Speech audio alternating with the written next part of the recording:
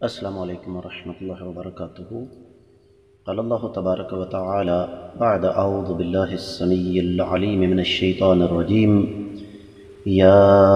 ایہا النبی حسبک اللہ ومن اتبعک من المؤمنین۔ معزز خواتین و حضرات، اللہ مالک العلام رب ذوالجلال والاکرام کی توفیق اور اس ذات بابرکات کے فضل و کرم سے آج پیر کا دن ہے، 25 ربیع الثانی 1441 ہجری، 23 دسمبر 2019 عیسوی، اور ہمارے سبق کا موضوع اللہ مالک العلام رب ذوالجلال والاکرام کی مقدس کتاب قرآن مجید، 10واں پارہ، سورہ مبارکہ کا نام الانفال، اور اس سورہ مبارکہ کی 64ویں آیت مبارکہ۔ اللہ مالک العلام رب ذوالجلال والاکرام نے حضور سرور کائنات صلی اللہ علیہ وسلم کے ساتھ براہ راست مخاطب ہو کر اللہ تعالیٰ نے ارشاد فرمایا، یا ایہا النبی، اے میرے نبی صلی اللہ علیہ وسلم، حسبک اللہ، اللہ تعالیٰ کافی ہیں آپ کے لیے، ومن اتبعک، اور ان لوگوں کے لیے بھی جنہوں نے آپ کی پیروی کی، من المؤمنین، ایمان والوں میں سے۔ بامحاورہ ترجمہ سنیے گا۔ اے نبی صلی اللہ علیہ وسلم، اللہ تعالیٰ آپ کے لیے اور جو آپ کی پیروی کرنے والے مومن ہیں ان کے لیے کافی ہے۔ امام ابن کثیر رحمۃ اللہ علیہ نے اس آیت مبارکہ کی تفسیر بیان کرتے ہوئے ارشاد فرمایا کہ قرآن مجید کا ایک انداز ہے کہ قرآن مجید میں کبھی کبھار بعض مقامات پر کوئی بڑی اہم بات سمجھانے کے لیے رب کائنات باقاعدہ تمہید باندھتے ہیں۔ تو یہ آیت مبارکہ دراصل اگلی آیت مبارکہ کی تمہید کے طور پر اللہ تعالیٰ نے نازل فرمائی، کیونکہ اگلی آیت مبارکہ میں اللہ مالک العلام رب ذوالجلال والاکرام نے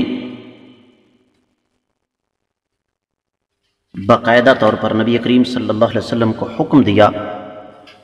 کہ آپ مومنوں کو ترغیب دیں، ابھاریں جہاد و قتال پر۔ لیکن اس سے پہلے یہ آیت مبارکہ اللہ رب العزت نے نازل فرما کر دراصل یہ سمجھایا ہے کہ اے کائنات کے امام صلی اللہ علیہ وسلم اور آپ علیہ الصلوۃ والسلام کے ماننے والوں، اس بات کو اچھی طرح ذہن نشین کر لو کہ اللہ رب العزت دشمنوں کے مقابلے میں تمہارے لیے کافی ہیں، تمہارے مددگار ہیں۔ بے شک دشمنوں کی تعداد جتنی مرضی ہو جائے اور تمہاری تعداد بے شک کم ہی کیوں نہ ہو۔ یہی وجہ ہے کہ امام ابن کثیر رحمۃ اللہ علیہ نے امام شعبی کا قول یہاں پر نقل فرمایا کہ یہ حکم صرف یہ نہیں ہے کہ کائنات کے امام صلی اللہ علیہ وسلم کی حد تک ہے،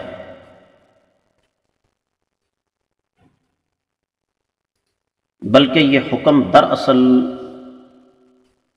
قیامت تک کے آنے والے مومنوں کے لیے ہے۔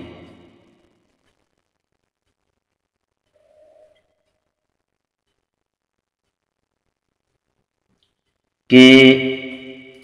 اگر تم لوگ اللہ تعالیٰ پر بھروسہ کرو گے تو اللہ مالک العلام رب ذوالجلال والاکرام یقینی طور پر تمہاری مدد فرمائیں گے۔ اللہ رب العزت تمہارے اوپر شفقت فرمائیں گے، رحمت فرمائیں گے۔ تفسیر ابن کثیر میں جو کچھ بیان ہوا وہ اتنا ہی ہے۔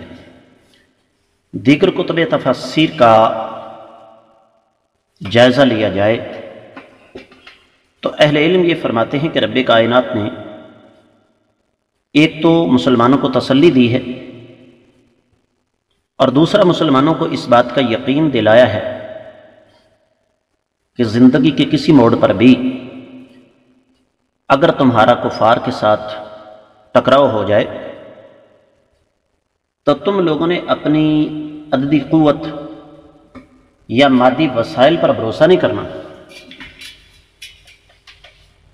بلکہ تمہارا اصل بھروسہ اللہ تعالیٰ کی ذات پر ہونا چاہیے۔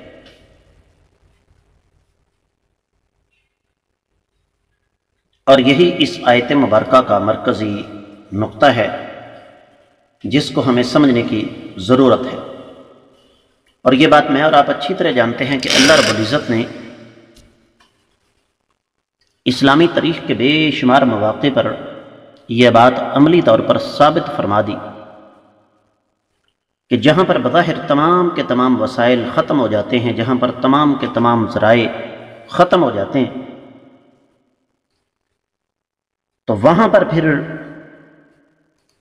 اللہ رب العزت مسلمانوں کے لیے ایسے راستے کھول دیتے ہیں کہ مسلمان خود حیران پریشان رہ جاتے ہیں کہ اللہ تعالیٰ کی یہ مدد ہم پر کس انداز سے آ گئی۔ تو حاصل کلام یہ ہے کہ ہمیں اللہ تعالیٰ پر بھروسہ ہونا چاہیے، اللہ تعالیٰ کے وعدے پر یقین ہونا چاہیے۔